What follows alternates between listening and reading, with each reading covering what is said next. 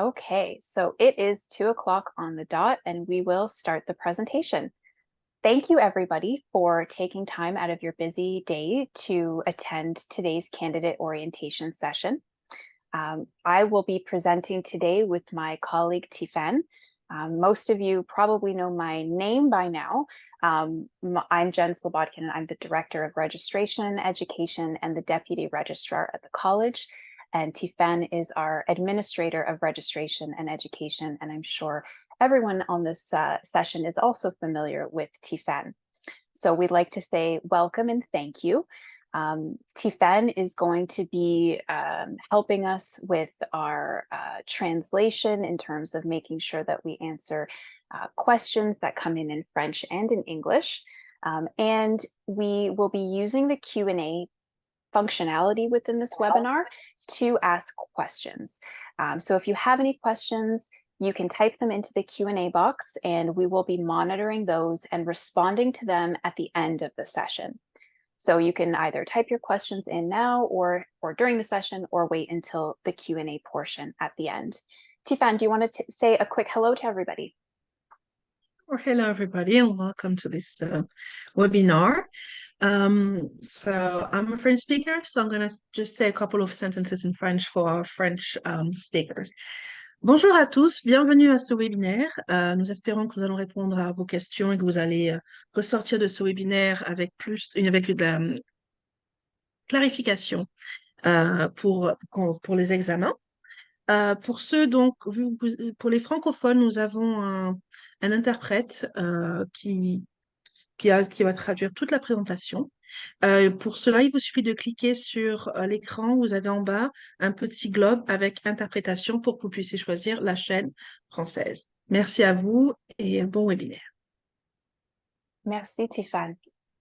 All right, let's jump right into it. So the first thing that I just want to quickly oh, sorry, Tifan, this is your slide. Go ahead, you can go ahead, it's okay. We're going to be doing the agenda first. So we're going to go through the exam dates, the blueprint for the papers, and the blueprint really talks about what each paper is testing. We'll briefly talk about the mark breakdown, reference materials that you'll be using or have available to you during the exam. We'll have a run through of the exam platform, some candidate instructions, scoring and results, and then frequently asked questions. And then we'll have a Q&A session at the end and we'll have our contact information up. So this webinar is being recorded and it will be posted on our website after the session, both the French and the English recordings, and we'll also be posting the PDF of the slide deck. So you don't have to worry about frantically writing things down during the presentation. This will all be made available to you on the website in the next couple of days. All right, so the exam dates are on Monday, October 23rd, 24th, 25th, and 26th. So every day from 1 p.m. to 5 p.m. Eastern time. So for writers who are from BC or Alberta, and also I think have a few maybe in the Maritimes, not sure. Make sure that you keep in mind it's Eastern time. We'll explain to you later on how to check in with your proctor, etc. But please be ready by 12:30 start, or even 12, to make sure you start the exam at 1 p.m. For some of you who requested accommodations, we will send you an email with more information, but it won't finish for you at 5 p.m. So no worries. Do not get worried about that. We'll get in touch with you this week with more details. Yes, thank you, Tifan. Okay, so we're just going to go quickly through the blueprints for the papers. Most of everybody probably on this call is familiar with which paper tests which competency area. But for those of you who are maybe writing for the first time, paper A tests drafting patent application competencies. So we're looking for how well you understand a hypothetical invention disclosure by an inventor, how you analyze prior art relevant to the invention, how you identify the points of invention, and then prepare a patent specification and drawings reflecting the foregoing, including a sufficient description and claims that are patentable over the provided prior art. Now, in terms of the drawings, there aren't any drawings that you have to draw. There isn't anything on the platform, the exam platform itself, that you have to do with the drawings other than review them, and they are in the background materials. Paper B is looking at the validity section of the competencies. So part A of the exam tests long answer questions, and it tests your ability to provide reasoned opinions on claim validity issues. And part B is a short answer, and that tests candidates' general patent practice-based knowledge necessary to practice as a patent agent. Paper C is our office actions paper. So part A looks at a long answer question, which asks candidates to deal with rejections and objections typically raised in an official action or examiner's report that's issued by a patent examiner at CPO, the Canadian Intellectual Property Office. And part B consists of short answer questions again and tests general patent practice-based knowledge necessary for patent agents. Paper D is the infringement paper, and so the part A section is long answer questions, and that tests the candidate's ability to provide reasoned analysis of claim infringement issues. And again, part B is testing in short answer questions, and it's testing general patent practice-based knowledge. In terms of the mark breakdown, there haven't been any major shifts since the 2022 exams in terms of where the marks are allocated for each of the papers. For paper A, there is the very long question. Pretty much most of the marks on the exam is for that question. It's 94 marks. And there's a part B question that is worth 6 marks. For papers B, C, and D, the first part, so the long answer questions, are worth 80 marks in total, and the short answer are worth 20 marks in total. So again, there haven't been any changes made to the mark breakdown since the 2022 administration. In terms of the reference materials that you're going to have access to during the exam, you will have access to the Patent Act and the patent rules provided in the examination platform. And you will have the ability to keep with you an English or French dictionary, hard copy only, no digital dictionaries, if you wish to have that with you. The other things that you'll be able to have during the exam are the background materials. So a copy of the background materials will be put as a PDF into the exam aids section, and we'll go through where the exam aids are found on the platform a little bit later in the presentation. So you'll have access to that. You can also print the Patent Act and the patent rules that are linked in the candidate guides. Those are the versions that were used to develop the exams. So you can print those ahead of time. You can tab them. You can, highlight them if you want to. You cannot write anything on those materials. So the proctors will check them when you start the exam and make sure there isn't anything else in there that might be a prohibited material. So that's on the exam platform. And then for those of you who are writing with us again this year, we'll also have the printed option available. So about 15 minutes before the proctors start to release the codes for the exams, we'll email everybody those background materials so that you can print them out if you wish to do so. It's not a requirement, but if you wish to do so, to have them as another option for when you're looking at the platform and trying to answer your questions.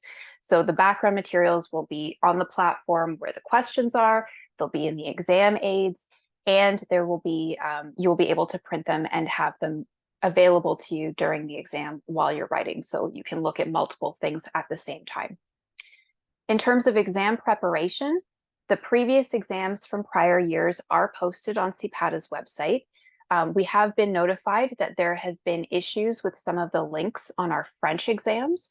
So we are looking into that, and we have our website design team and website vendor team looking at that and trying to resolve that as quickly as possible. If anybody's looking for the French versions of those exams and you aren't able to find them on the website because the link hasn't been updated yet, please send us an email to registration, and we will we'll email those PDFs to you so that you have access to that.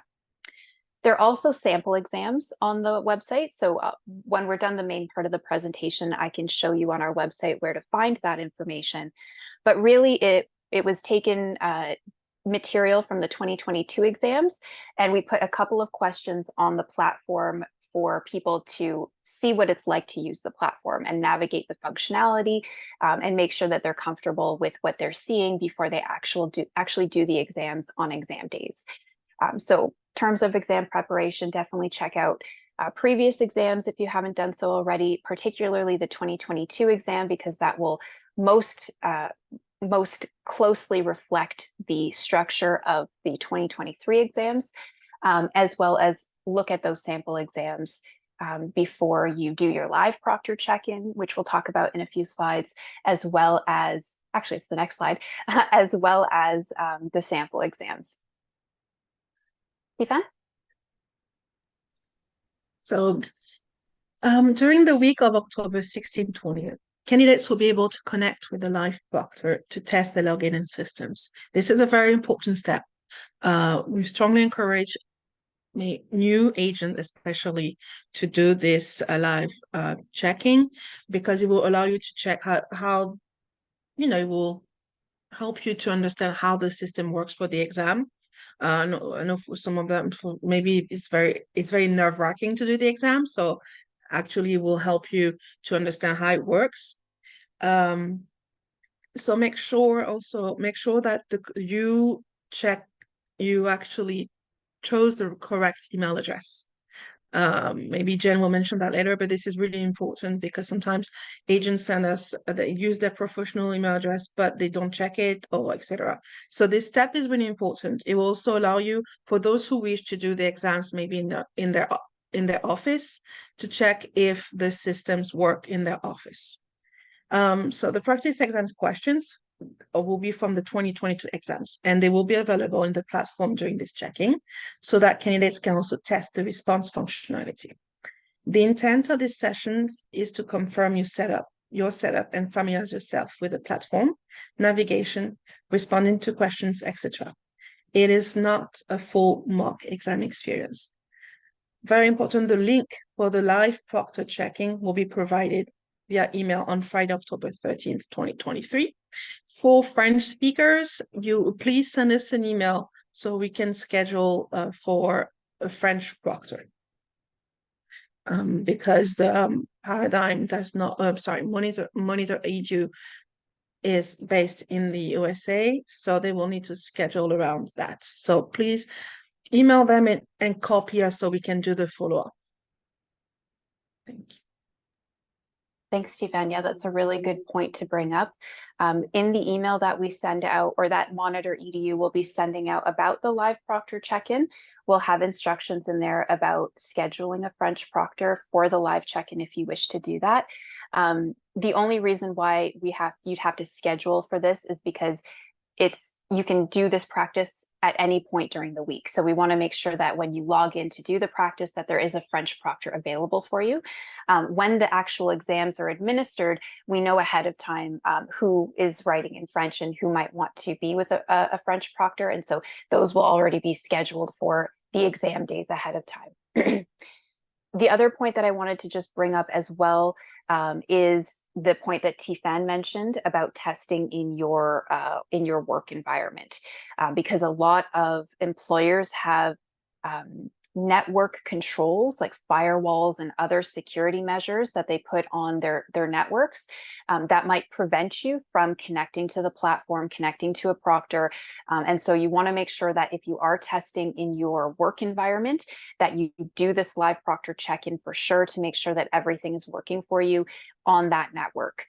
Sometimes in the past, we have had candidates indicate that they've had to have their IT departments get involved to make sure that they have the right things on their laptop to support the applications that are being used. So if you haven't tested before, or even if you're testing again, then it's really strongly recommended that you do the live proctor check-in to make sure that your system will work with the exam platform. Similarly, if you're testing from home, I'm not trying to say that you shouldn't do the test, you should always do the test, but this has been problematic for candidates in the past who did not test ahead of time and had to really scramble to make sure that their systems were able to work with the exam software. So I just wanted to make sure that that point was well driven home there. In terms of the practice exam, there's a couple of things that you're going to want to do. You're going to want to practice copying and pasting, and we have a slide about that that'll show you how to do that in a second. You want to make sure your browser settings are updated, and you want to practice arranging the exam browser and the PDF materials on your screen. So by that, we mean I'm going to email the materials out to everybody, as I mentioned before. One option is to print them if you wish to do that, but the other option is just to have the PDF available while you're doing the exam on your computer screen.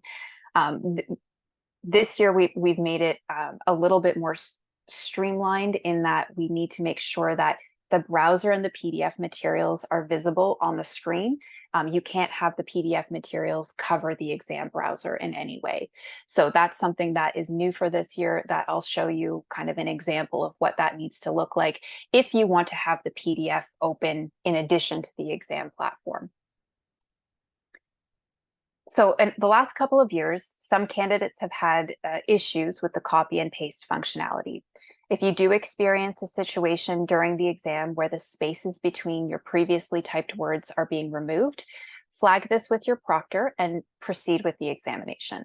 Don't worry about going back to fix the spacing issues. The exam board is made aware of this issue, so you will not be penalized if this happens to you and the formatting of your exam gets a little bit messed up. So again, you're not going to be penalized for spacing issues due to copy and paste functionality if that happens to you during the exam. We have made changes this year on how the exam is actually displayed on the platform that I'm hoping will resolve this copy and paste issue for the candidates that experienced it before. But because it is not replicable on our end, it's hard for us to really troubleshoot what the issue is. So if you do experience that, again, don't worry, flag with the proctor and then proceed with your exam.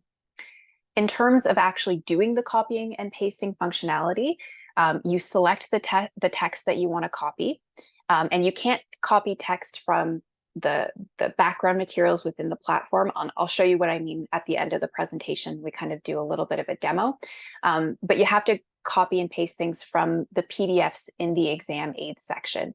So it won't work if you try to copy and paste something from within the window of the exam where those reference materials are displayed, and that's a security function that's built into the platform that we can't change. So this was kind of a workaround solution for candidates to be able to use copy and paste on the platform. So you select the text that you wish to copy, right-click it and select copy, and then right-click and select paste into this window that will show up on the screen. From there, you will need to drop the copy text inside the text box and press OK. So you paste it into there, press OK, and then that text will appear inside the essay text box entry. So again, we'll show you an example while we're doing the testing later on. And you should also test this functionality during the live proctor check-in if that's something that you wish to use during the exam. Browser settings, it's really important that you make sure your browser settings are updated. And for Chrome users that are on PCs, it really is just going into your settings and then your system and making sure that continue running background apps when Google Chrome is closed is toggled on. This should already be enabled for Mac computers, but it's just another setting thing that we wanted to draw everybody's attention to. Screen setup. So this was what I was kind of talking about before, where you have the exam screen on the left side and your PDF materials on the right side. So while you're doing the live proctor check-in, you can practice rearranging the size of your windows to make sure that both will fit on the window when you're doing the exam. You can always minimize the PDF and make the exam window as big as your screen will allow. But if you're using the PDF then as I said, it can't overlap on top of the exam screen. So you'll have to make sure that that's all kind of set up for you when you're starting the exam and when you are launching those papers. In terms of the platform vendors that we're using, we are using Paradigm Testing for the online platform and Monitor EDU for our live proctors. To test your equipment and to see frequently asked questions, then you can head over to the monitoredu.com FAQ website. Those are the companies that we have been using for the last couple of years to administer the exams. And so we are familiar with their processes and their staff.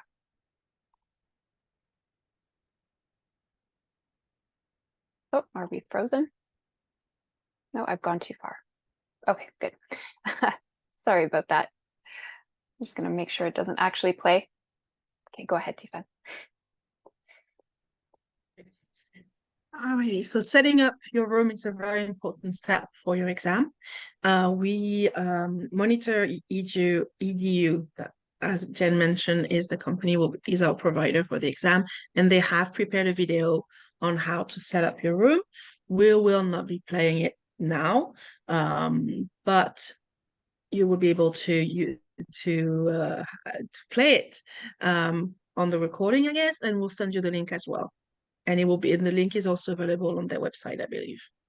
Yeah, so the link to setting up your room, the video that describes what you need to do to set up your room is in the candidate guides for all of the papers. So if you haven't had a chance to look at that video, then we strongly suggest doing that before you do your live proctor check-in and definitely before you sit for the exam, because there could be things in your room that you need to change or that you need to cover or that you need to put away. And you don't want to be in kind of a rushed and panicked state when you're doing that. You want to be able to comfortably sit down at your computer to do the exam and not worry about, putting a sheet over something or, turning pictures around or whatever it is that you have to do. So definitely a good resource for everybody to look into before they do the live proctor check-in and before they do the exam. In terms of the candidate instructions and preparation for the exam days, definitely test your equipment. As we've said multiple times already throughout the webinar, do this ahead of time and not on the exam day. I really can't make that point clear enough, because there are always candidates who do not do these things ahead of time, and it really stresses them out on exam day, because when something doesn't work and you have to troubleshoot on the fly, as well as be in the mindset to write the exam, that can really mess around with your concentration. So testing your equipment, setting up your room ahead of time, not on exam day, making sure everything is working well, that's really important. Preparing your reference materials is also important if you wish to have those printed and available with you during the exam. So this is in the candidate guide as well. You can pre-tab and pre-highlight the Patent Act and the patent rules. You cannot write anything on the tabs. You cannot write anything on sticky notes other than like the provision number or the section number that you are tabbing. So if you wanted to tab section 5 or something like that, you could write a 5 on the tab, but you can't write anything else other than the number or pretty much the number of the provision that you are tabbing, just for easy, reference when you're flipping through your materials. And then your ID. So you have to have a government issued ID with you for the proctor check-in. They make sure that the person that is signed up for the exam is the person that is writing the exam. And that's just a security measure. The candidate ID is the other important piece of information that you're going to need to have on the exam day. So your candidate ID is not your CPATA ID. Your CPATA ID is public information. It's on your profile on the public register, and that is not what we use to identify you for the examination.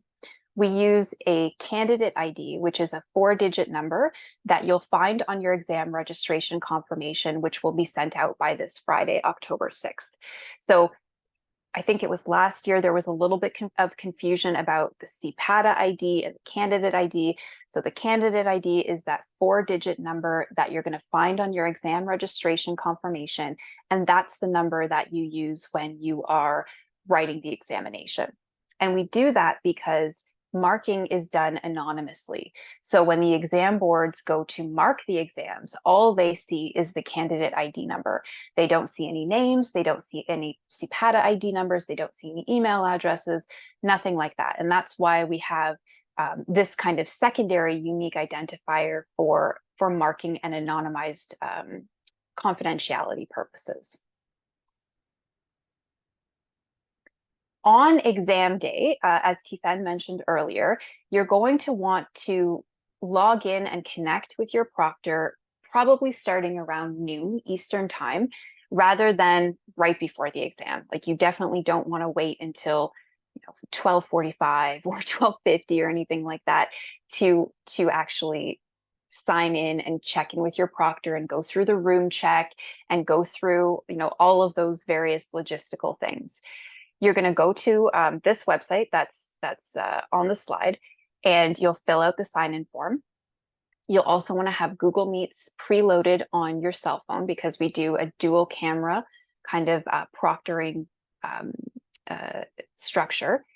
Have your government ID with you and ready so that your proctor can look at it while you're doing your sign-in. And then after you complete the check-in process with the proctor, they'll release the codes to log into the exam platform to start the exam. So it's really important, again, that the timing is well noted so that you are able to log in and connect with a proctor.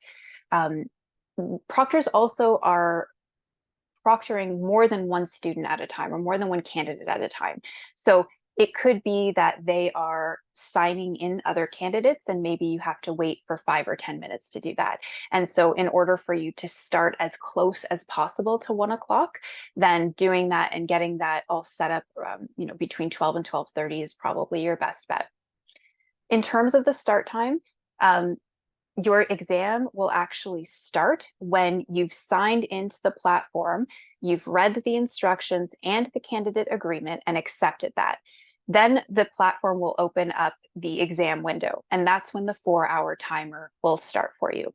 So it won't start right at 1 o'clock. So if you're not signed in with your proctor, if you're waiting for your proctor to get you all set up and it's 1:05, don't panic because you will still have the full 4 hours to do your exam. The timer starts after you've accepted the candidate agreement and the exam browser launches for you.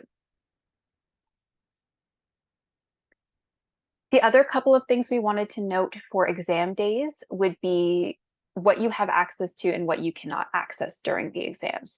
So you can't access mobile phones other than the phone that you have set up with Google Meets to communicate with your proctor. You can't have headphones or headsets, wired or Bluetooth. You cannot have handheld computers, tablets, or other electronic devices. I don't know why I still have pagers on this slide because I don't think anybody has that. I don't even think that technology exists anymore, so we'll take that off. But if you do and you use it, you cannot have it with you. Watches, you also can't have a watch with you. So as I said, the timer is on the platform. You will be able to keep track of how much time you've gone through the exam using the timer that's on the platform. You can't have a wallet or a purse or a bag or a coat with you. You can't have any other books or notes or any other materials that aren't specifically approved by the college beforehand. You also can't wear hats or other head coverings unless they're worn as a religious observance. And this is all for security purposes. For incident reports, Monitor EDU now uses Google Meets to support their proctoring services. This allows exam sessions to be recorded. The recordings will be saved with Monitor EDU for a finite period of time. Therefore, if something occurs during the exam that you think that we should be aware of because it's impacted your ability to write in some way, shape, or form, then you send an email request to Monitor EDU, and these details are in the candidate guide, so you can look there for further instructions. You would indicate your name, your candidate number, the date of the exam when the incident occurred, and request that they share the exam recording with CPATA for further investigation. These requests must be submitted to Monitor EDU prior to the release of the examination results. So it's really important that you notify Monitor EDU after the exam is written so that we can have that recording sent over to us in the off chance that we need to review it for any reason.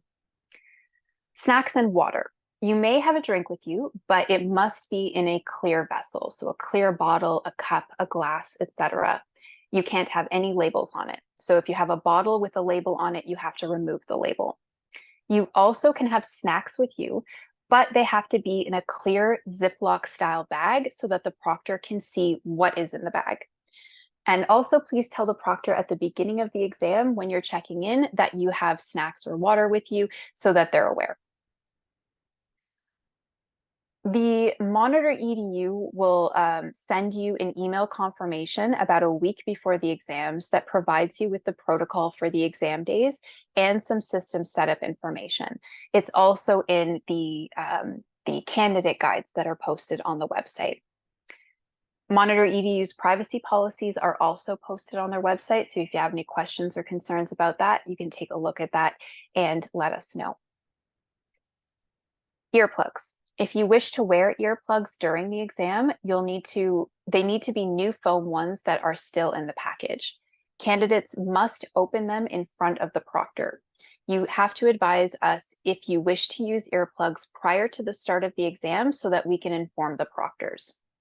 So you don't need to request a specific accommodation to use earplugs, but they have to be new in package. They have to only be the foam ones, and you have to open the package in front of the proctor before you use them. And then finally, jewelry. To support the integrity of the exam security process, anybody who's wearing jewelry will be asked to remove it before the exam. That could be earrings, necklace, bracelet, etc. Not saying that anybody that's writing the exam will do anything like this, but you can hide electronic things in pretty much anything these days. So just as a security measure, we ask everybody to remove jewelry before the exam is written. All right, so a little bit about troubleshooting. Monitor EDU cannot troubleshoot printing issues for you, so you have to make sure that your printer is working and has enough paper and ink to print reference materials if that is something that you wish to do. As it says on the slide, all of the reference materials will be available on the platform. They'll be emailed to you if you want to print them, and you can have them up as a PDF on your monitor beside the exam platform window. So that is the multiple ways that you will be able to review the reference materials for the exams. And if we look back at slide 14, which I'm not going to do now, but that had the screen set up for the PDFs if you wanted to have them both up on the screen at the same time.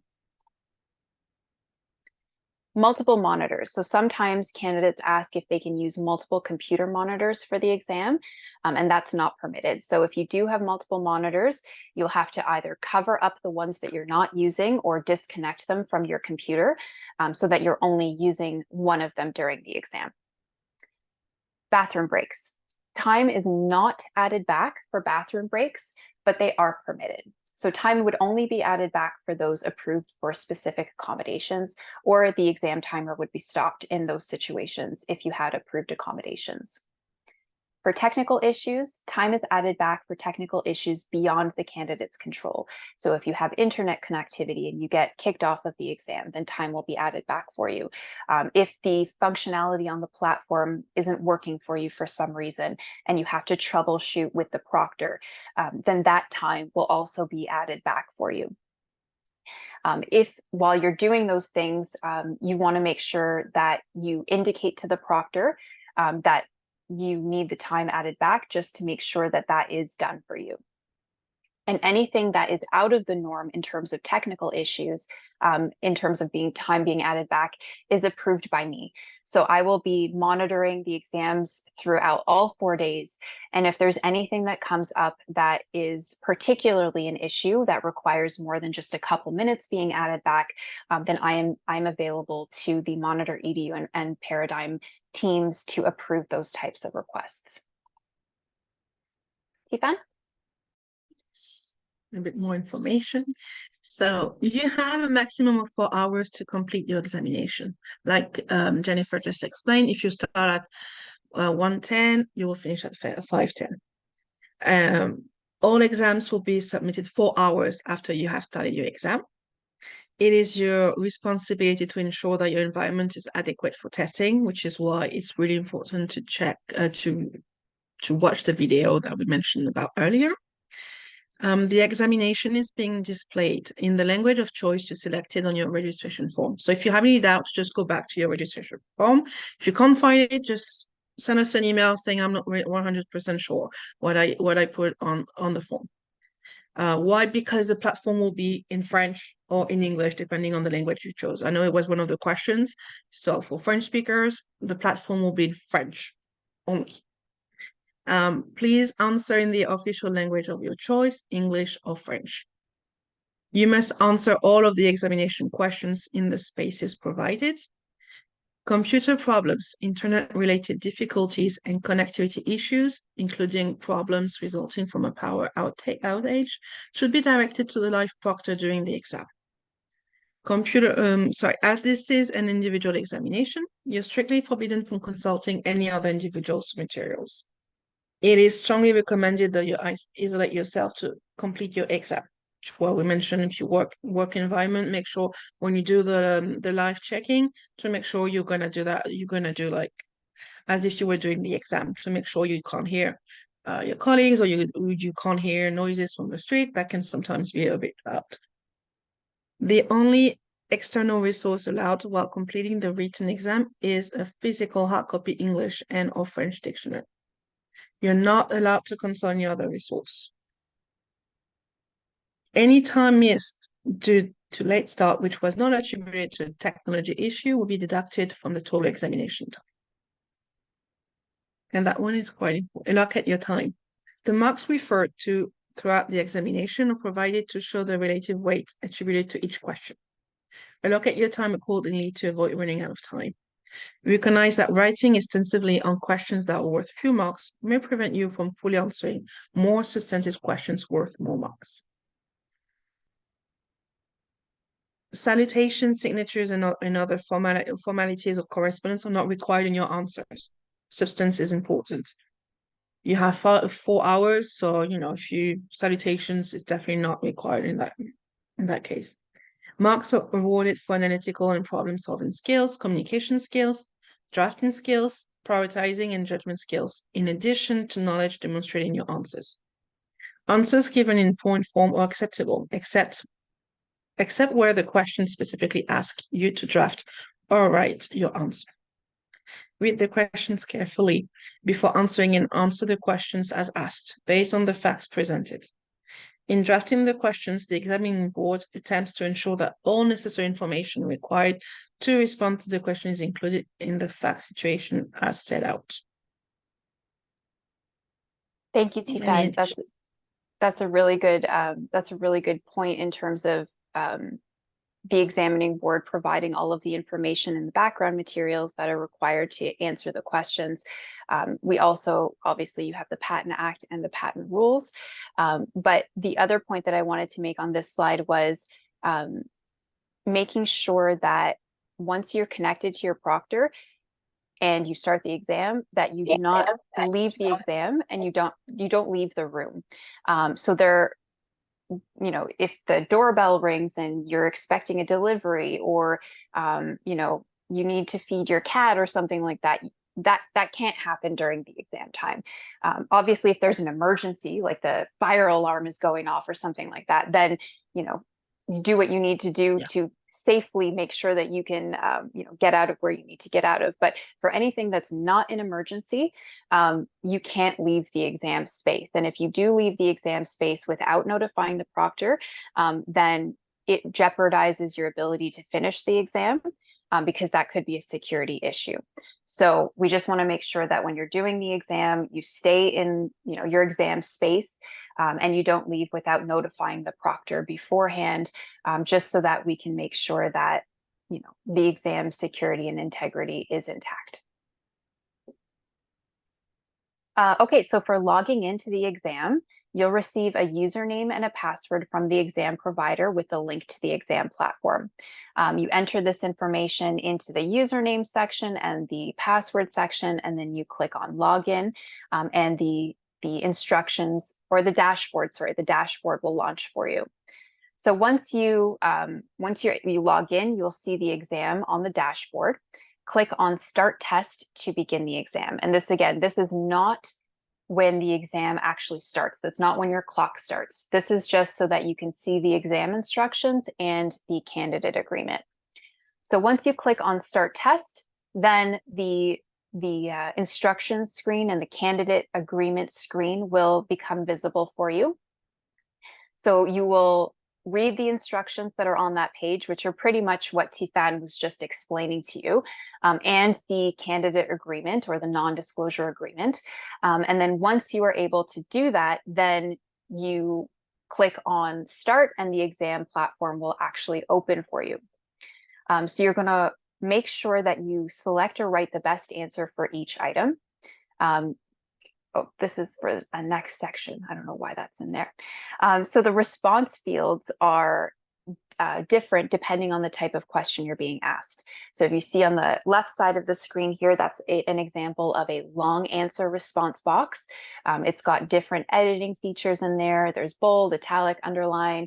You can create a chart, you can strike through, you can do bullet points or list things as well. But it's really important that when you click into this response box, that you click right into the top left-hand corner. If you try to click into the response box in any of the other space in there, it won't recognize the cursor. So if you go to the very top left-hand corner of the response box and you click there, then you'll be able to start typing. So that has been an issue in the past for candidates who are unfamiliar with the platform or who don't do the live proctor check-in or go through the sample exams. And then on the right side, you see just like a small text box, and that will be where you would write short answer responses. Question navigation and review, it's also really important for you to know that you have different options for navigating through the questions. You can use the previous and next button. So you can see here you have a previous, next, and bookmark option. You can click on the question numbers at the bottom of the screen, and they go from green to blue once you've clicked on it and started to respond to it. So that also is a good visual indication of if you've missed any questions during the exam. And you can click on the question, you can navigate to attempted, incomplete, or flagged questions using the question review function. So in the bottom right-hand corner of the exam screen, you have this question review box, and you can click on review attempted, review incomplete, review flagged, or review all, and it will show you those different groups of questions so you can navigate through like that. So there's different ways you can navigate. If for whatever reason the buttons aren't working for you during the exam, then you can look at the bottom of the screen and click on the question numbers and navigate them that way. Or you can, again, navigate to them through the question review function. Here's just a sample view of what a multiple choice question might look like. I don't think that there are any multiple choice questions that use this format on the 2023 exam, but this is what it'll look like for the knowledge exams, for example, next year when we're doing those. So there'll be the STEM at the top, the 4 response options. You select the option that you think is correct, and then you can either go next, or you can click on the bottom to the question numbers to go to the next question. Here's another sample view of what a question might look like. So on this sample view, the reference materials are on the left-hand side of the screen, and the response box and the questions are on the right-hand side of the screen. So, you're able to review different things. You can highlight things. I'll show you on the next screen how to use that functionality. You can also strike through, and you can be scrolling down on the reference materials on the left side while you're responding to the question on the right side. In terms of features, as I mentioned to you, there's a highlight feature and a strike through feature. I have tested those, our exam board members have tested those, and lots of candidates have been able to use them. There have been some reports for some candidates that during the exam, that functionality does not work. Again, we cannot replicate that issue for those candidates, but just keep in mind that it is available for you, and definitely test it while you're doing the live proctor check-in just to make sure that it works for you during the exam. There's also the exam aids section that's on the right-hand side of the screen. So if you click on this little tab here, then the exam aids will become available to you. Right now, they will be the Patent Act, the patent rules, the reference materials for the exam as a PDF, and a little notepad feature that you can type notes into yourself if you wish to do that. You're also able to have scrap paper with you, so like blank pieces of paper that don't have any writing on them. You can also have that with you during the exam if you need to, write notes to yourself or something, if the notepad function doesn't work well for you, or if it's not easy for you to use on your exam platform and browser. There's a couple of troubleshooting areas that we also wanted to discuss with you today, just to make sure that everybody is aware of what they need to do if there is an issue during their exam. Power outage would be the first one. So a power outage is a sudden loss of electricity that interrupts the exam delivery or causes your exam devices to shut down.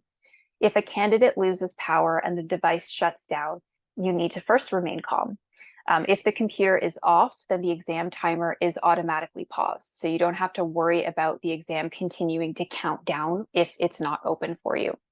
The candidate should get their proctor's attention to let them know what has happened, and the proctor will then be able to guide them on what to do. Monitor EDU will escalate the issue to CPATA, and we'll talk about backup options if power is not restored right away. Network connectivity issues are also possible common issues that candidates might experience during the exam. And that includes problems with internet connectivity that prevent you from accessing the platform or cause the exam platform to freeze or disconnect. If a candidate has internet connectivity issues, then you obviously need to get your proctor's attention, let them know right away. The proctor then will ask the candidate to restart the computer. While this is happening, if the candidate has access to the internet or router modem, then they can try restarting that as well. If the issue doesn't resolve itself, again, Monitor EDU will escalate this issue to me at CPATA, and then we can talk about options if the issue persists. If you have technical issues or software malfunction on the platform, so that could be issues with the exam software, such as errors, bugs, incompatibilities, or crashes that interfere with exam delivery or prevent you from progressing through the exam.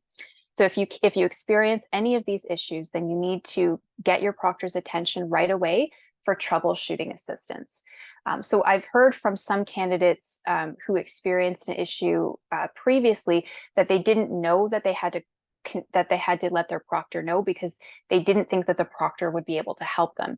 But that couldn't be the furthest from the truth, because the proctors work with the exam platform provider in real time to troubleshoot technical difficulties.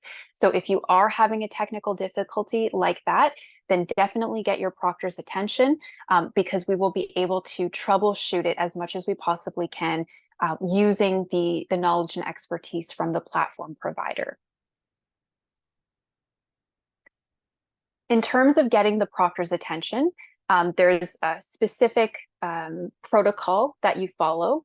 So if you need the proctor at all during the exam, so you have to go to the washroom, there is an emergency, there's a technical issue or a disconnection connectivity issue, the first thing to do is to say your name and raise your hand and wait for the proctor to connect back through audio with you.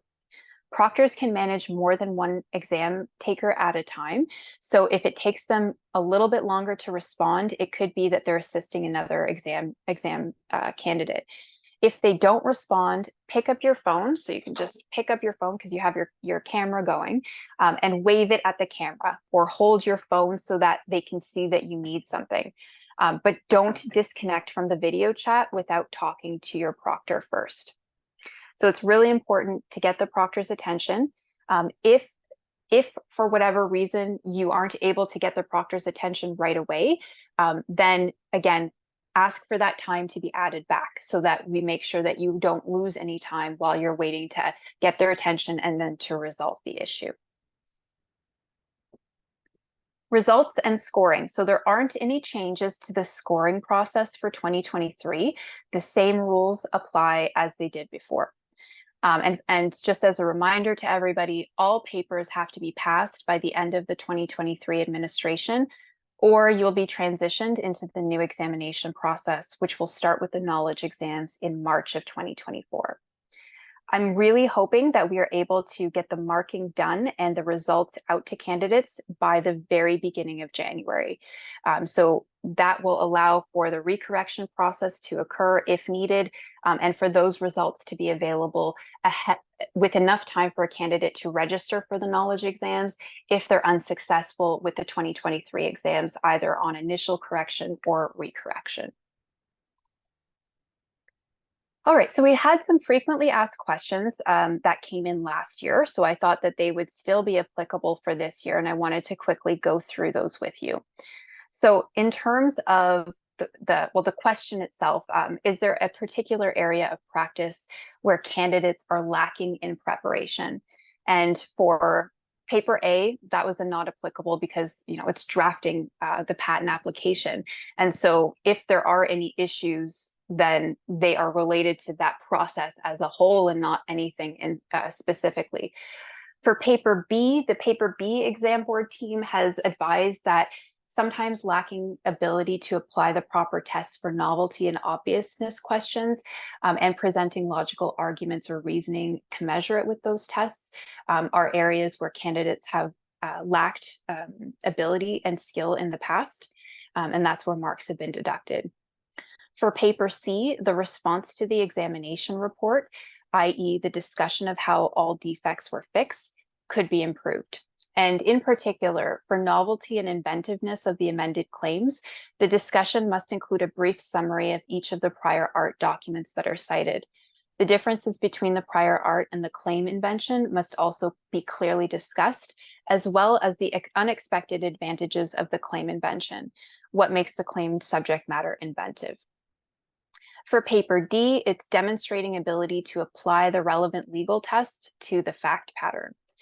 Often candidates quote passages from the subject patent or the statutory sections without explaining how and why a particular conclusion is reached. So the candidates don't receive full marks, even though they may have correctly identified the legal provision that applies or honed in on a relevant portion of the subject patent, because they've failed to expressly apply the relevant legal provision to the fact pattern at hand. For example, quoting passages from the subject patent as or in support of a candidate's proposed claim construction without further explaining A, what the proposed claim construction specifically is, and B, why the cited passages support the proposed claim construction, generally won't receive marks. Similarly, for the short answer questions, quoting a statutory section without explaining what facts in the question lead to a particular conclusion and why they will not result in full marks being awarded, because the application of the relevant law to the facts isn't explicit in that answer. So that kind of concludes the main portion of the webinar. Our contact information is up on the screen here. So if you have any questions with Monitor EDU, with your setup, how to set up your room or your system, please feel free to reach out to Monitor EDU at the email address that's up on the slide. Or you can speak to a live agent, a live proctor, at that link that's listed on the slide as well. If there's any other issues that you have or questions that you have about the administration of the exam or what to expect, then please let us know through the registration inbox. You can send any questions or concerns that you might have to registration-inscription@CPATA-CABAMC.ca. And so Tiffany monitors those. Yeah, go ahead, Tiffany. Because make sure you send us to registration, not to info, not to Jennifer, because you don't want to, because you want to make sure we receive your question as soon as possible, and obviously you want an answer as soon as possible. So that would, to avoid any delay in our response, please make sure you only email registration. Jennifer has access to that box, so if you're afraid that she won't see your email, she will see your email. I can Yes, I will. vouch for it. But yeah, make sure it's registration, because if ever Jennifer needs to take, she's sick, or if there is anything, or if I can help, I will, but I need to know the email first. Thank you, Tiffen. Yes, that's a really good point. Definitely sending an email to the registration inbox is your best option for obtaining assistance if you need that at all. We will be sending out a confirmation email, as I said, by the end of the week. It will have a PDF document attached to it that summarizes your registration for the exam. So it'll have your candidate ID, it will have the consent information that you provided during the registration process. So if you consented for your results to be released to your supervisor or a firm representative, that will be on there too. So make sure that that information is correct. It will let you know which language you selected to write the exam in, whether it was English or in French, which exam papers you're registered for, and if you have had any accommodations requested and approved for the exam. During that email, or in that email, I'll also try to include any additional information from any questions that are asked today where we can't answer right away because we need to check with the exam board members, for example. So if there's anything out of this session that we can't answer in the next Q&A portion, then we will also include that information as soon as possible, and hopefully in the email that we send out on Friday for the confirmation emails. All right, so I am going to stop sharing just for now so that we can start looking at those questions.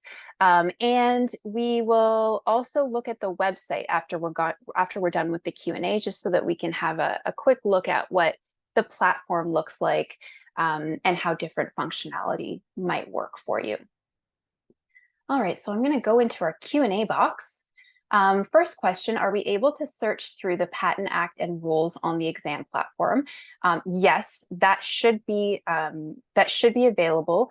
And the Control F function may not work for you. I'm told by our exam provider that that functionality was not available on the platform, but in the PDF files themselves, you can see the bookmarks for the act and the rules. And so instead of doing a search, then you can click on the section that you want to go to and navigate to that section through the platform using the bookmarks feature. Will we be provided with PCT background material, which is essentially incorporated by reference?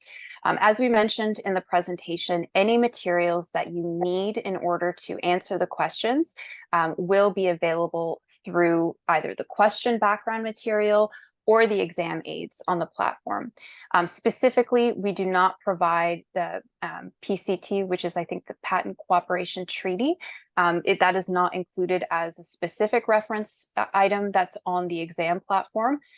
So if there's anything, well, I mean, there's information about that you will need to know about for the exam and be able to apply that to the fact pattern, then that is what the exam board will be looking for with respect to that background material. Tiffen, can you read out the next one for us? It's in French. We actually answered that question with that presentation, but the question was, can we use colored tabs when on the printed documents?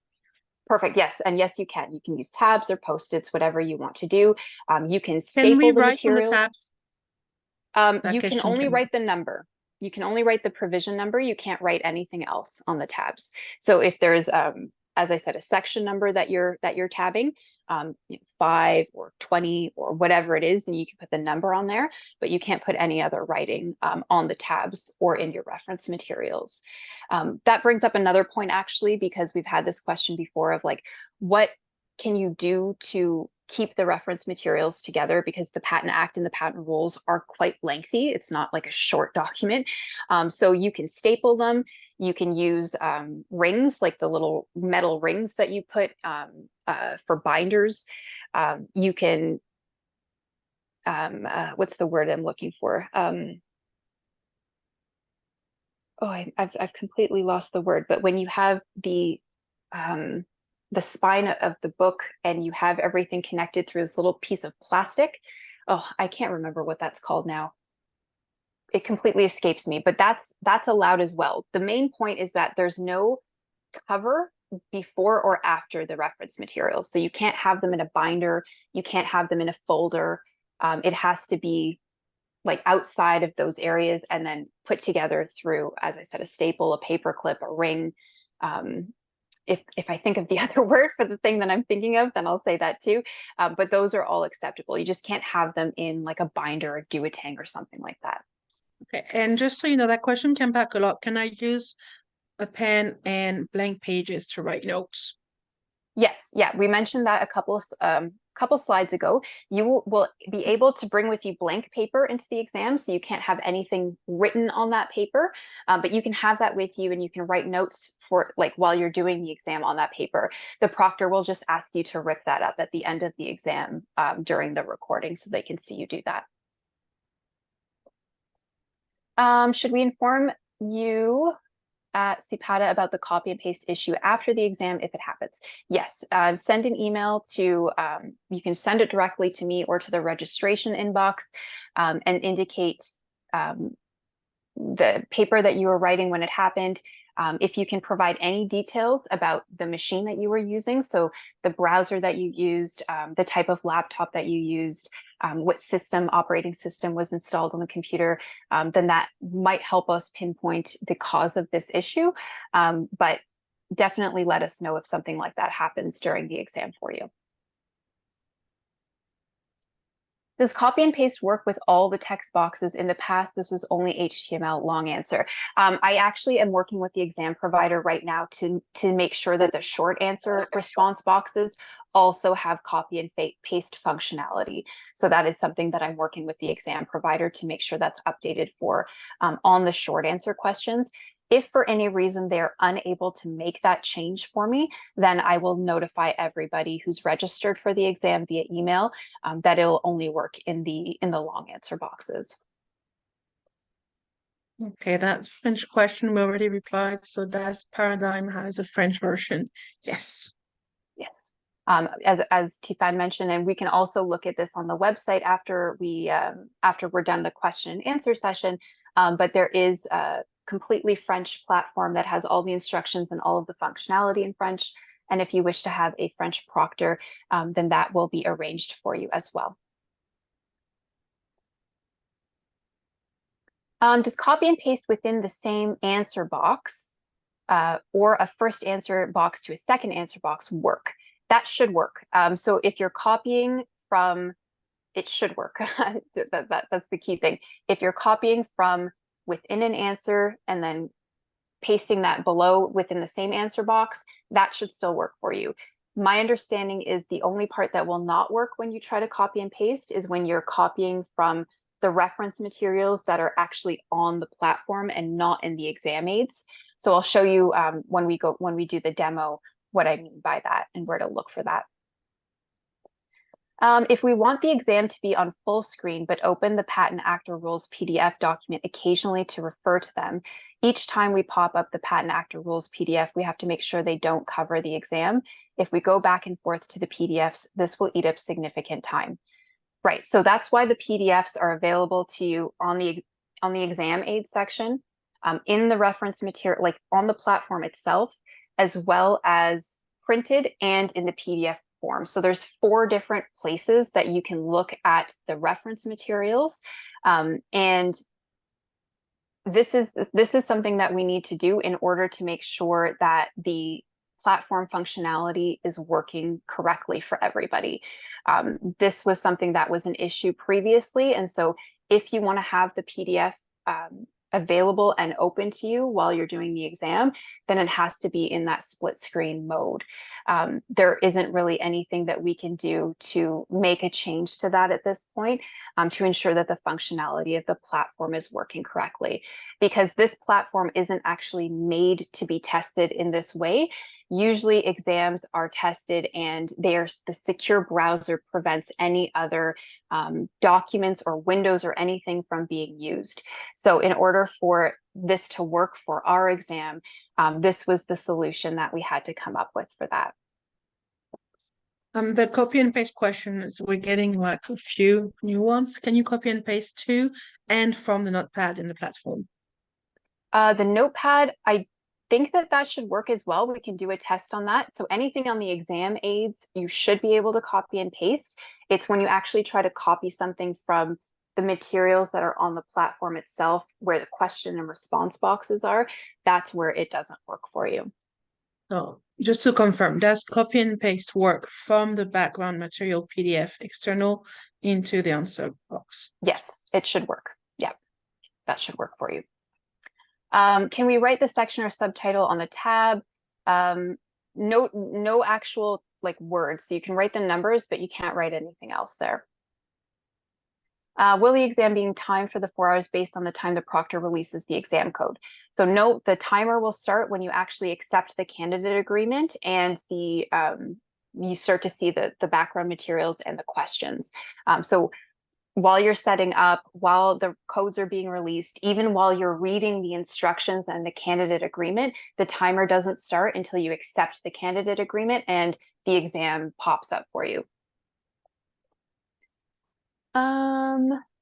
Okay, so the next one is a good question. I see when I go to the Apple App Store to download Google Meets, there are two options, both by Google, one called Google Meet and the other says Google Meet Original. Which app are we supposed to get?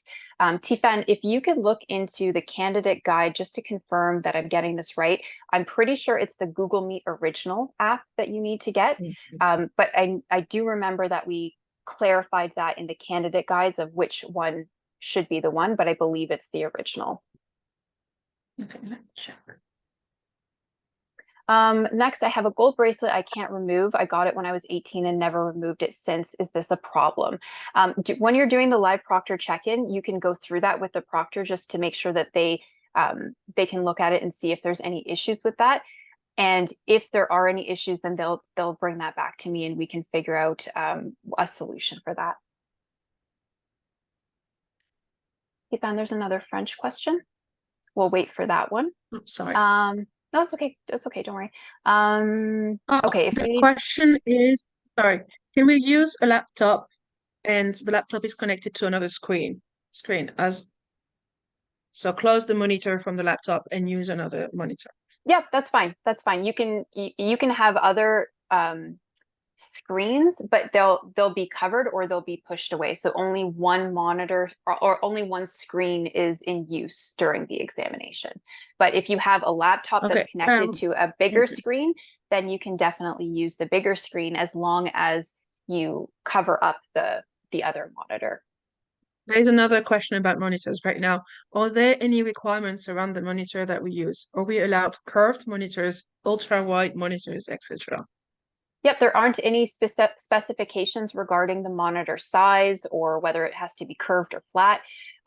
Again, you'll go through this with the live proctor check-in when you're doing that, but there isn't anything specifically from our perspective that we indicate has to be a requirement or a size or something like that. Regarding Google, it's the original application.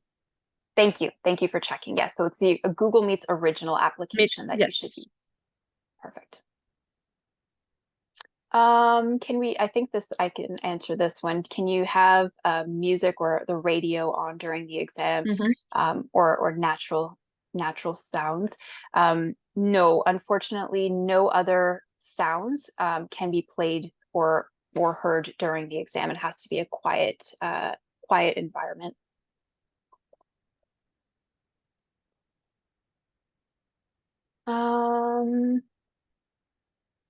Stefan, can you look at the next one?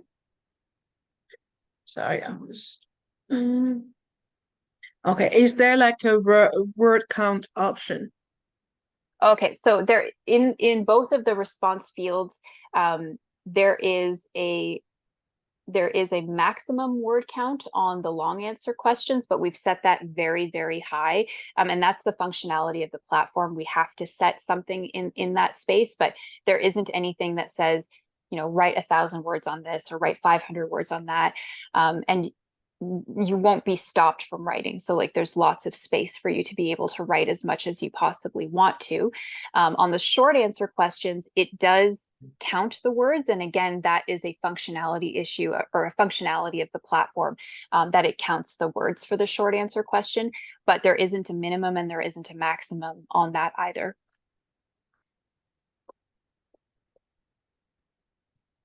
Following the logic behind the removal of jewelry, are glasses going to be allowed or inspected, especially since some are old, sold off the shelf with integrated headphones or cameras? That's a really good question.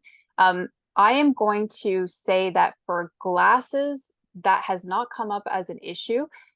We've not received any specific instruction from the proctoring provider that has come up as an issue. But that's a good point for us to consider. And I don't think that they will be inspecting glasses, but if it looks like you're wearing glasses that might be connected to something in some way, shape, or form, then that will be an issue.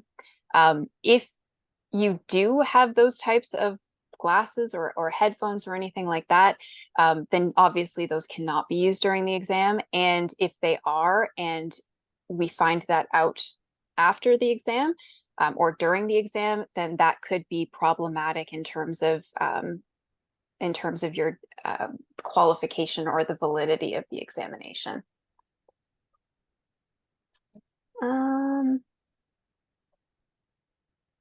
Okay, so when you minimize the PDF of the background material and maximize the exam window and vice versa, if you bring the PDF material back up and it inadvertently covers the exam and you quickly correct the size, is that an issue? No, that won't be an issue. So if that happens and you minimize your PDF and you make the exam screen bigger, and then you reopen the PDF and it covers the exam, then as long as you fix that right away, then there shouldn't be any issues that shouldn't be flagged for any reason.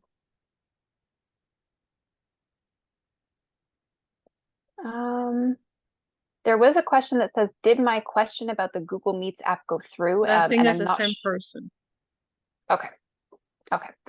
Just for clarification, can we have both a paper copy of the background material and a PDF copy of the background material on our screens, or is it an or? It's an and. So you can have the printed material, you can have the PDF material, you have the materials in the exam aids, and you have the materials next to the questions on the platform. Blank notebooks or blank sheets of paper, we've already talked about that.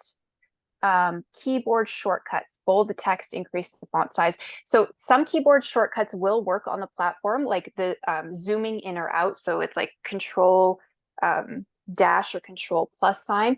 Those will work to zoom in and out on the screen. So if you're looking at the exam and a question is cut off for you, then you can try doing the zoom out option and then increase the font size, because there is a way to increase the font size on the platform and I'll show you this when we do the demo. So that shouldn't be an issue. That should work for you. If you accidentally delete something and you wanted to bring it back, then I think it's Control Z. That's Control Undo. I think that will work for you as well, because I do recall a situation during an exam, might have been last year, possibly the year before, where a candidate accidentally deleted their response, and they were able to get that back by doing a Control Undo. The only problem with that, though, is that all the formatting is gone. So if you had a table, for example, then you would have to fix that. So be really careful when you're moving from question to question, you have text highlighted, that you don't accidentally delete something, particularly if it has formatting in it, because that'll take a little bit of time for you to fix. Are the updated rules being tested or the old ones? So the Act and the rule versions that are linked in the candidate guides are the ones that were used to develop the exam materials, and those are the ones that will be used for the marking.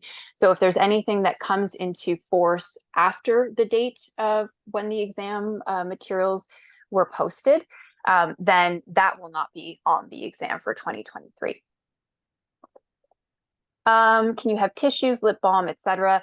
So the tissues, I would definitely say if you could have them in like a Ziploc bag, if you could take them out of the box and put them in a Ziploc bag or just have them on your table, then that would probably be better, just because the box situation is what causes the security issue. So that shouldn't be a problem. Lip balm, just make sure that you show your proctor that before you start the exam, just to make sure that they're aware that you have that. And just so that there's no issues with, writing or anything on the labels. If I'm taking the exam from the office and the printer is outside, are we still allowed to take the exam from the office? Yeah, you can do that, but you have to make sure that you have, like, the rest of your office is aware that you're going to be printing something, so that you're not held up, for example, because other people are using the printer, because that won't make a difference in terms of your ability to start the exam from our perspective. So it is ideal if you have a printer that only you have access to, just for that reason. But if the printer's outside of your office and you have to go pick up the document and come back to your office, that shouldn't be an issue. If you go to do that and you're gone for a really long time, or more than just a couple of minutes, then that could be flagged as a security issue as well, and there might be a problem with that. In doing past exams, I have found that I often provide a slightly different construction than what is provided in the answer sheet. Is there wiggle room, i.e. to come up with reasonable construction, but not the exact construction markers are looking for? That's a really good question, and that's something that I'll bring back to the exam board and then get back to everybody via email. Tifan, can you note that one for us to do a follow-up on? Okay.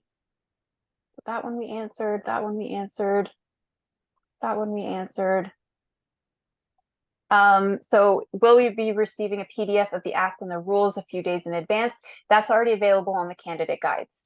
So you can go to the candidate guides that are posted on the website and then print those out now. You can have those printed out from before. You can prepare them whenever you want to do that.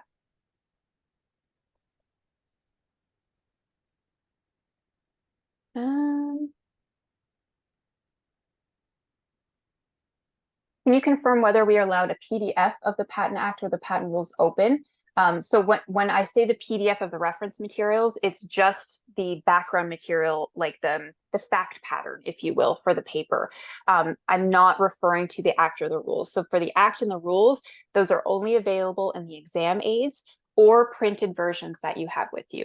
They're not, you can't have a PDF of those open, as well as the paper specific background materials, and the exam platform.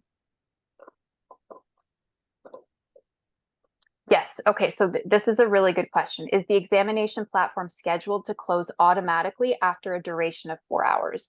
And yes, that is correct. So if you have, you have the little timer up on the right-hand corner of the screen where your platform is, then make sure that you keep checking in on how much time you have left throughout the exam, because at the 4-hour mark, it will automatically submit regardless of whether you're in the middle of a question or not. So it's really important that you make sure that you give yourself enough time to finish all of the questions. But if you don't have enough time and you're still working on something, then it will automatically submit for you. If that happens and you're concerned that your answer was not saved, then you can send me an email and we can make sure that the answer for the question that you are working on did go through to the point where you had it written. So if you got a couple of sentences in there, then we'll be able to let you know if that was saved or not. For anybody who has experienced this issue in the past, I have been able to confirm with the platform provider that up until the point where the exam platform submitted, then all of the text that they wrote prior to that was included on their response, and it didn't delete any of their response before it was submitted. Do you need a webcam on the screen you are using? What if my webcam is on my laptop, but I'm planning to close the lid and use a larger monitor?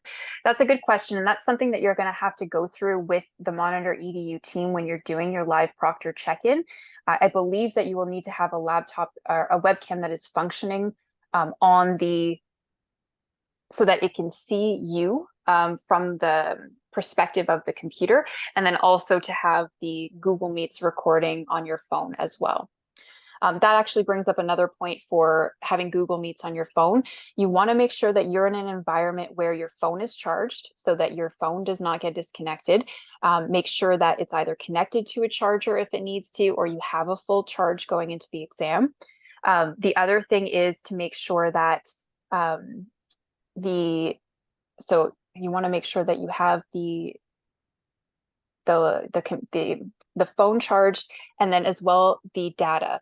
So, if you're connected through Wi-Fi, usually when people are connected through Wi-Fi, then they don't have to worry about using the data on their phone. But if you do lose connectivity for some reason, and your phone is using data, then just be aware of that as well to make sure that you aren't going to not be able to use your phone during the exam. This last year I used an external monitor for the exam, but I had my laptop open to use the webcam for monitoring. Is this still okay? That I believe that that's okay as long as you're only using one monitor for the actual exam itself. So if you have your laptop open and it's using the webcam from the laptop, nothing else on the laptop can be on that laptop screen can be open. And we actually do screen sharing during these exams. So we're able to know whether or not other documents or other windows are being opened on the other screen. So in that particular situation where the webcam is connected to your laptop, but you're using a different screen, definitely go through that with your live proctor during the check-in, as well as during the check-in process before the exams, just to make sure there aren't any issues with that. I have a small library located in the room. What would that need to be covered up similar to the library behind you? Yes, exactly. So if you're looking over here at my stuffed animals and my books, etc., all of that stuff would need to be covered up, I think with a sheet before you're able to, of course, my second monitor won't reconnect. There we go. You have to cover all of that up so that it's not visible during the examination. Is there an auto save feature in the platform? Yes. So the exam platform saves, I think it's like every second or something, like every 2 seconds or something like that. So at any point in the exam, if you get disconnected and you log back in, it should have exactly what you had in there from before the disconnection. Or even if the auto submits for you, then anything you had written up until that moment where it auto submits would be saved in the platform. Did the same people set the exams this year as last year? There are some returning exam board members that were on the 2023 development group, and there are also some new exam board members on that group as well. Do you want me to translate that question? Yes. I understood that phone is forbidden, but we need to move it to attract the attention of the proctor. Right. So you're going to have your phone available because it will be it has the Google Meets connection to it. So your proctor will be able to communicate with you through the Google Meets app that's open on your phone. That's the only thing that can be open on your phone. You can't use your phone for any other purpose. Again, it would be to pick up your phone and wave it at the screen to get the proctor's attention. But you can't be sitting there and looking at your phone, going through things on your phone, etc. That would definitely be flagged as a security issue. You can't use your mobile phone for looking things up. You can't talk to people. This isn't like a Who Wants to Be a Millionaire situation where you can phone a friend or text somebody. None of that functionality will be able to be used during the exam. The only thing that should be open on your phone is the Google Meets app.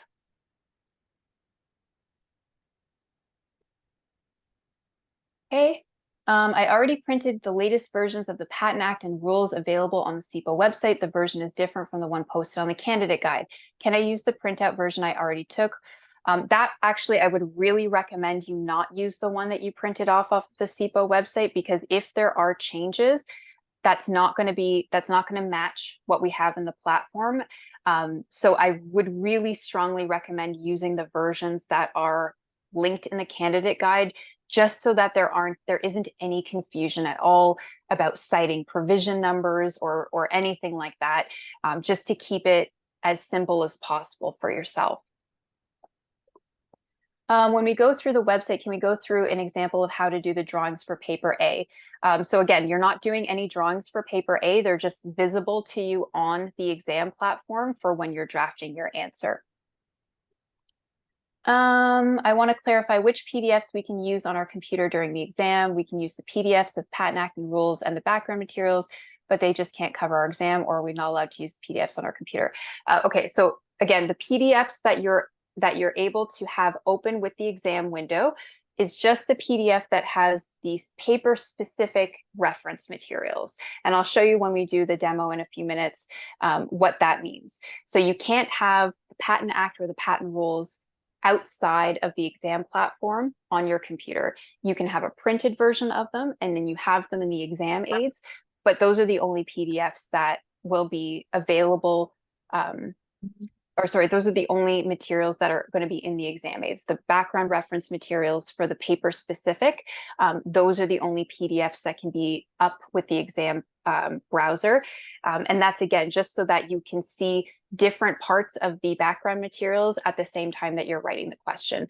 So if you want to see this part of the, the very first part of the reference materials, but you also want to look at some of the figures while you're drafting your response, then you can have, part of that question or the background materials up on the exam platform screen, and then have the PDF on the right side of your screen that has the figures available to you. Because when you open them in exam aids, the exam aids block the response boxes on the platform. So you won't be able to look at the materials in the exam aids as well as draft your answer at the same time. And that's why we're allowing the PDF just of the background reference materials for the paper to be open as a PDF on the platform, or open as a PDF while the platform is also open on your screen. Okay, so I think that we'll do a really quick demo because we have some time. So I'm just going to prepare my screen. Give me 1 second here. We have more questions actually. Okay, well, we'll go to do that in just a minute. Let's do our demo first. Okay, screen 2. All right, let me know if you can see my screen. Great. Okay, perfect. So this is the exam preparation screen. And for those of you who haven't seen it before, this is where we have some past exams posted, as well as the candidate guides and the sample exam links. So if you go to agents in training, qualifying exams, and then exam preparation, then that's where all of these links can be found. Right here, right now, because we're doing the candidate orientation, we don't have the slides or the recording posted, but once that is done, then they will be visible and available for you here on the website. So you can see the trademark agent ones were already posted, and so we'll post the patent agent ones there as well. For the candidate guides, all of the different candidate guides are posted on the website here. So if you haven't had a chance to go through those, definitely do that, as well as the previous exams from 2018 to 2022. So if you, again, haven't looked at those and you'd like to have an idea of what the 2023 exam might look like in terms of structure and format, then you can look at the 2022 exam, as that is probably the closest that it will be, that it'll be kind of mirroring or taken from. Okay, so let's do a sample exam. I'm going to open the paper A sample exam. So this is what kind of comes up for you when you are going to launch the exam. You'll have these instructions. So again, you don't have to worry about rushing through reading these instructions. Take your time. The instructions are the same. So if you even wanted to look on the platform now to see like what the instructions are and become familiar with them, then by all means do that now.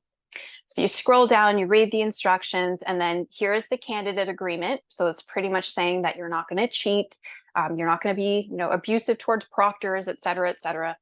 And if you scroll down and click on accept and then start, then the exam will launch for you. So up in the right-hand corner here, you will see the timer ticking away from 4 hours. On the left side of the screen here, this is the background materials for the exam. And so on the secure platform, it won't actually let you right click and do any of these things. So there's no copy anyways. So it won't let you copy from this area. If you go over to the exam aids, and we'll open, so this is an example of what the PDF looks like for the paper specific reference materials. And this is what will be emailed to you and what you can print out. So it's got all of the background information in it. You can see there's images, there's the text, et cetera, et cetera. And if you wanted to copy something from here, just scroll down and pick a passage, then you right click, copy, go over here, click into the exam box, paste. That little screen will show up where you have to repaste it. So you Control V to paste it in again. Click OK, and then it'll insert it into the text box for you. So let's just try and do a copy here, copy, and then we'll do another paste. Paste. Okay, so yeah, it will work if you're copying and pasting from within the same response box. I don't think there's a second question for paper A, so we can't do the other test, but we'll try with paper B after this to see if you can copy and paste into another text box, another response box. But that's how the copy and paste works. You can see down here, there's the question, which indicates whether you've looked at it before. Underneath that, you can see the font size option. So you can increase the font to make it even bigger, increase the font again to make it even bigger if you wish to do that. Or make it smaller depending on what your preferences are. And then it also indicates how many questions that you've answered and if you have any more to answer. So that's another good thing to look at, not particularly for paper A because there's really only 2 questions, but for the other papers where there's multiple questions, that's another area where you can look to make sure that you've answered everything. So that's the exam aids. You can see there's like a little notepad here. We can say this is a test, but when you open the other PDFs for the exam aids, as you can see, it opens across the whole screen. So that's why it might be difficult for you to have this open and then have your, try to put your response into the response box at the same time. Again, we can try and do a copy and paste. So we'll do copy, and then we'll go back into our exam response box and click paste. And then OK, and it has put that in there for me. So that's the copying and pasting. If you click on submit, then it will ask you to make sure that you're ready to submit your exam. If you accidentally clicked submit, then you would hit no. If you hit no, then you can continue on with your exam. But if you click yes, then your exam will be submitted. You will get this little congratulatory message, and then you can close the screen. So let's just quickly look at B, just so that we can have another example. Okay, so let's do a copy and paste from the background materials for paper B. We'll do a copy. We'll do a paste. And then we'll do a copy of this. Copy. And then we will, oh, there's only one question on this one either. All right, well, I'll try to find another exam with a different question on it. Let's see if we can launch another one here. Paper C.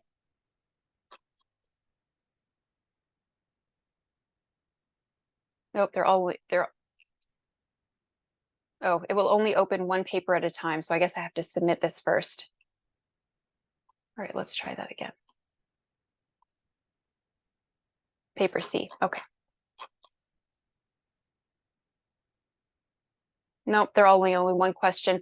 I'm going to have to test that and make sure that that works to see if you can you can copy and paste from one text box to another text box. But for all of the other copy and paste questions in terms of copying from outside reference materials, let me just actually do a really quick, let me do a pause on the stop sharing for just a second so I can pull up another PDF for you. And we can just test that, make sure that that works outside of the platform. Open a PDF really quick, 1 second.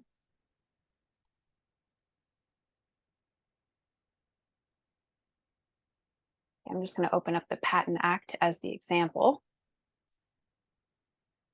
and arrange my screen accordingly.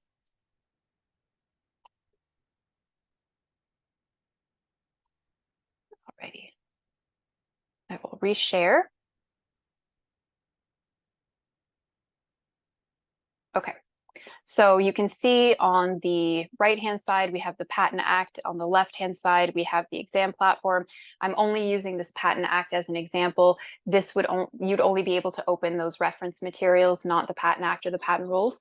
But we'll just do a really quick test here. Yep, it seems to work just fine. So I'm just going to move this over here.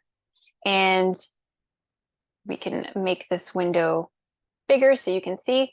But yeah, we were able to copy and paste from outside of the platform into the platform as well. So that will probably conclude my demo for the time being. I'll do a quick check-in on the Q&A just to see what other questions have come in. For the drafting exam, will the drawings have reference characters on them like last year? So the whatever we did for last year in terms of the reference materials, it will be very similar this year. So I can actually pull that up. I know that I said that we're done with that, but I'll show you an example of what that looks like just so that people know.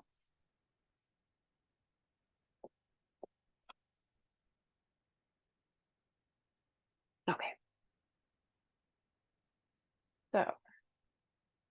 So in the materials for the drafting exam, there were some images here, and then at the very end of the exam, there were figures with the numbers there, the lead lines. So this is what you would use in your response. You would say, figure 4, well, reference 20 or however it is that you're supposed to write it. That is how you're supposed to incorporate the drawings into the drafting exam. So you don't actually have to label something yourself. You just use these pre-labeled drawings and include those in your response during the exam.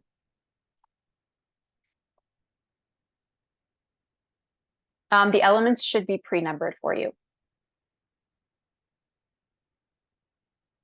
Yes, the exams do take into account the patent rule changes from October 3rd of 2022. I believe that the cutoff for when the exams were developed was in 2023. It was 2023 date. So those changes would be taken into account for the 2023 exam. Okay. There isn't a part B in the exam papers for B and C. Those are short answer questions. So there isn't anything on the current platform, I believe or the test platform that has the short answer questions on the patent side, but they're still available on the trademark side. So if you wanted to see what a short answer question looked like on the platform, then you can definitely click on any of the sample exams for the trademark exams, and you can see what the short answer response box looks like. No. So the next question is, can you hide the materials on the left to make the response box bigger? If the exam is set up so that the reference materials are on the left, it's a split screen, then you can't make any changes to that side of the screen or how big or small it is. You'll only have the response boxes on the right side and the questions, and then the reference materials on the left-hand side. How many people are registered for the examination? Well, we have different numbers for each of the papers. I can't recall off the top of my head how many we do have registered for each paper for each exam, but I can tell you that we have fewer number of writers this year, as several have indicated to us that they wish to be transitioned into the new process. So they have requested waivers, or they're still in progress with their training. But we definitely have fewer writers this year than we have had in 2021 or 2022. Can we use the Patent Act on our screen if we close the exam platform, like the one document at a time?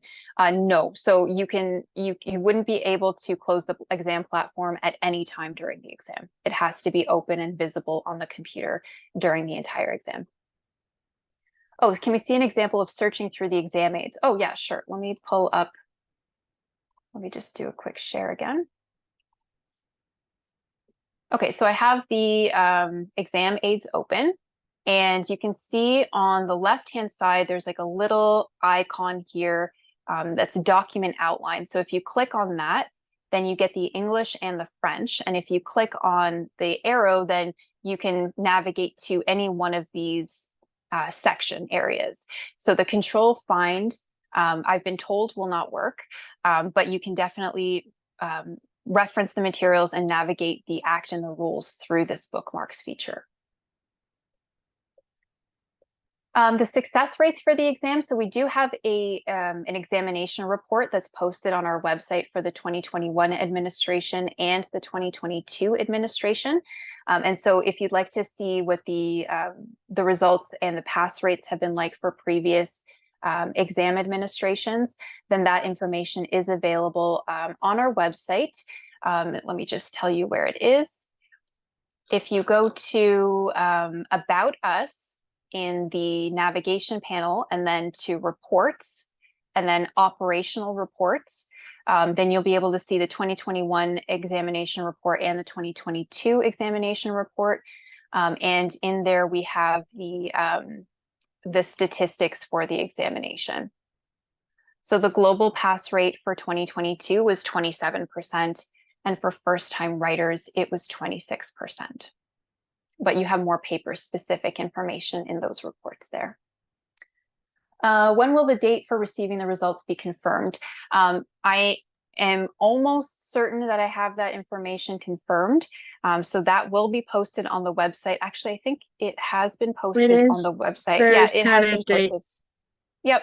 So if you go to Agents in Training, Qualifying Examination, Scoring Results and Recorrection, then you can scroll down and see the tentative dates for the 2023 results, and when you need to request materials if you wish to do that, when you can request a recorrection, what the deadline for that is, when the recorrection results will be released, etc.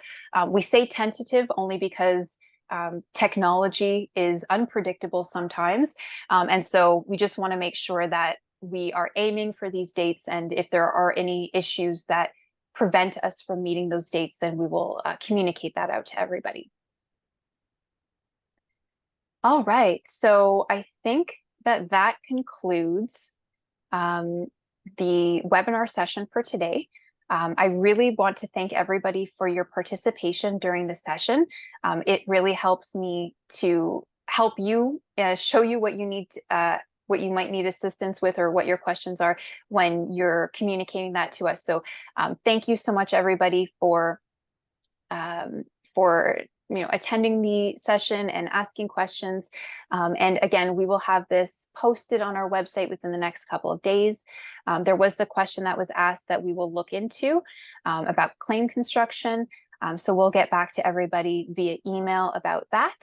But in the meantime, if there are any other questions or concerns that come up for you, please don't hesitate to reach out to us and let us know what those are, and we'll do our best to get a response to you as soon as possible before the exam.